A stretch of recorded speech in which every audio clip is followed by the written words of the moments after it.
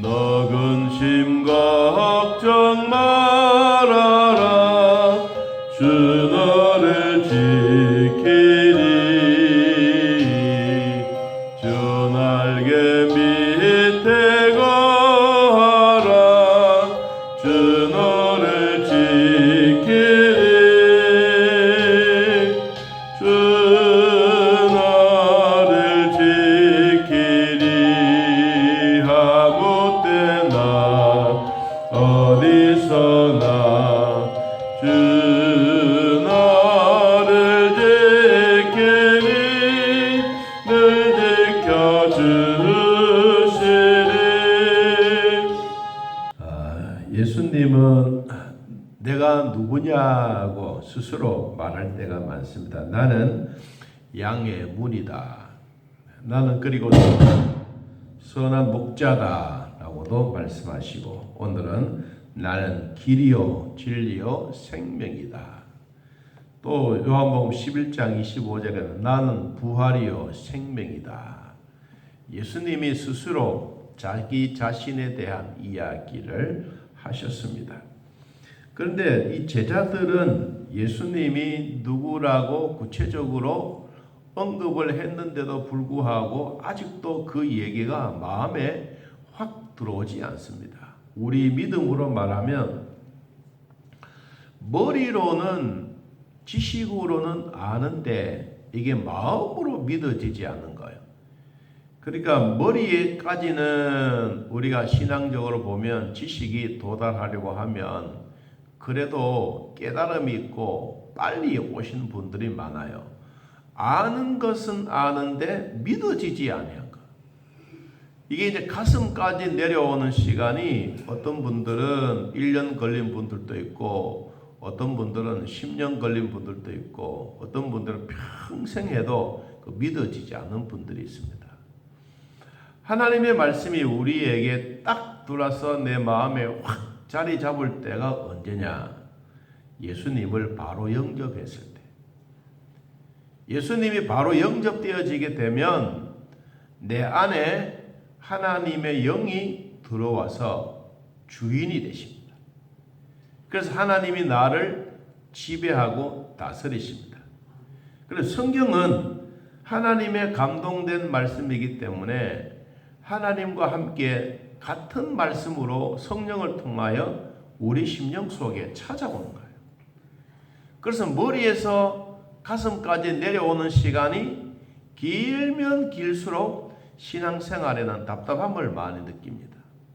그거는 누구나 할 것 없이 마찬가지입니다. 왜 나는 믿어도 은혜가 안 될까? 나는 교회 열심히 다니는데 왜 나에게는 하나님의 말씀이 믿어지지 않을까? 왜 우리는 예배를 드리는데 예배가 진짜 내 마음에 감동적이고, 야, 오늘 진짜 하나님이 내 예배를 받으시고 너무 기뻐하시겠다, 이런 마음들이 왜 없을까? 이런 것은 예수님을 바로 영접하지 않았기 때문입니다. 예수님을 확실하게 내 마음에 모시면 처음으로 교회에 오셨더라도 예수님이 바로 영접되어지게 되면 하나님의 말씀이 이해가 되어지고 깨달음이 옵니다.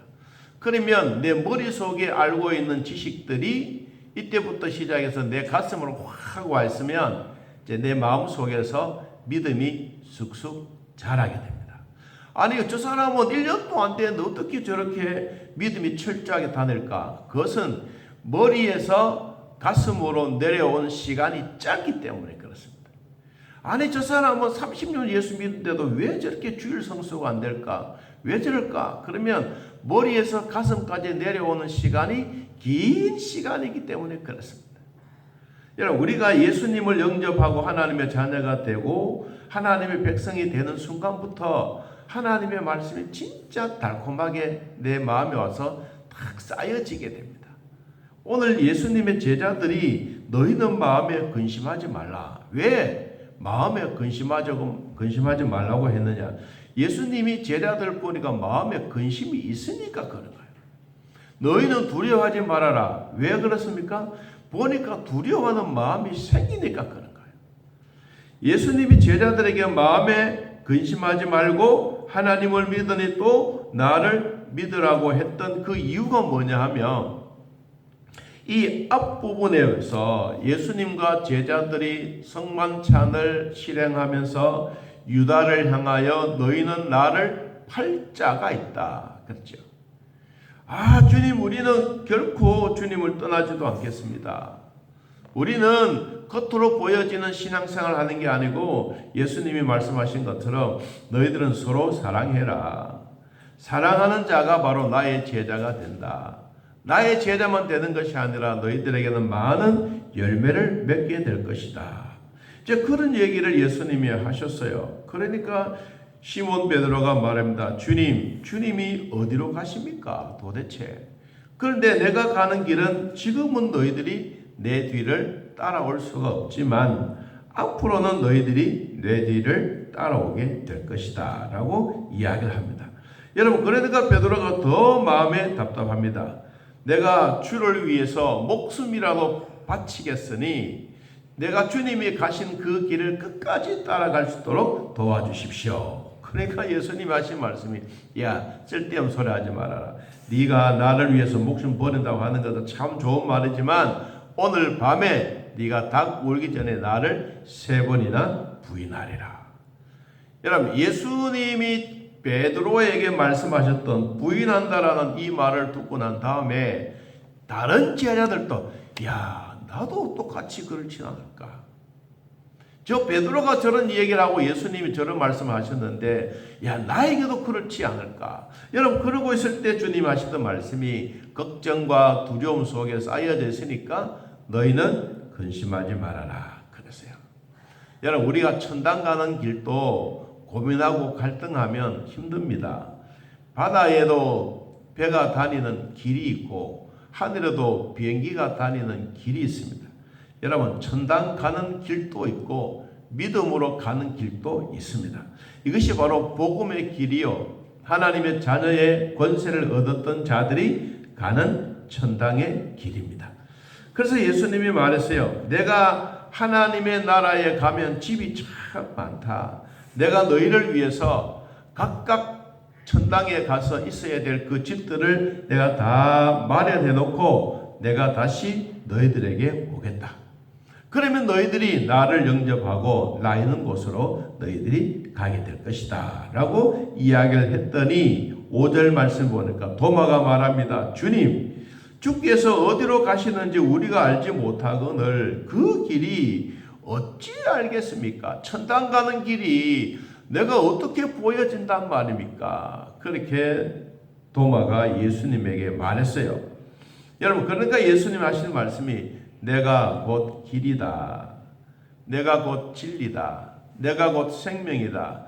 나를 통하지 아니하고는 너희들이 하나님의 나라에 올 수도 없다.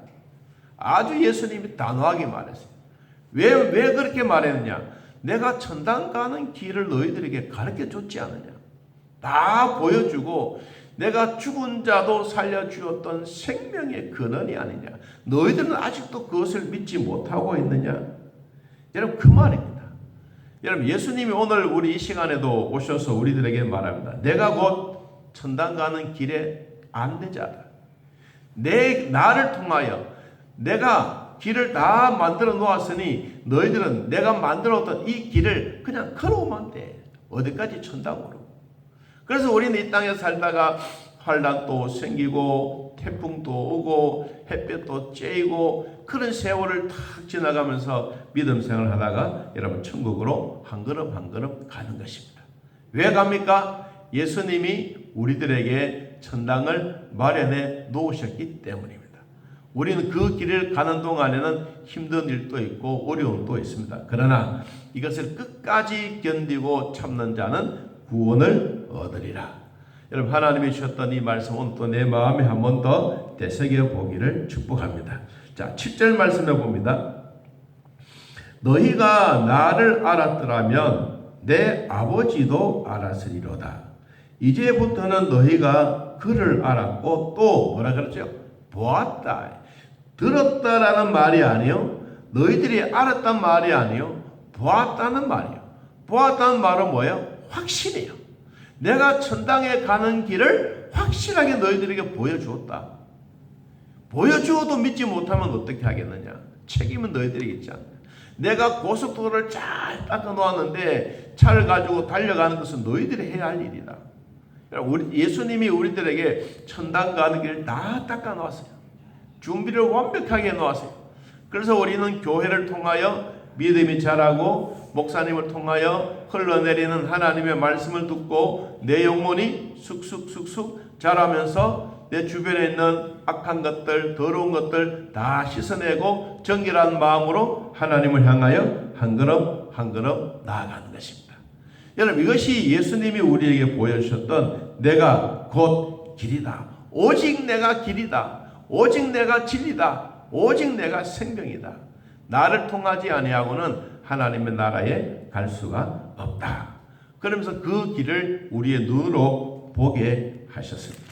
여러분, 요한 1서에 보니까 이 말씀에 대한 얘기가 더 확실하게 우리들에게 소개해 주고 있습니다. 여러분, 성경 요한 1서를 한번 찾아보겠습니다.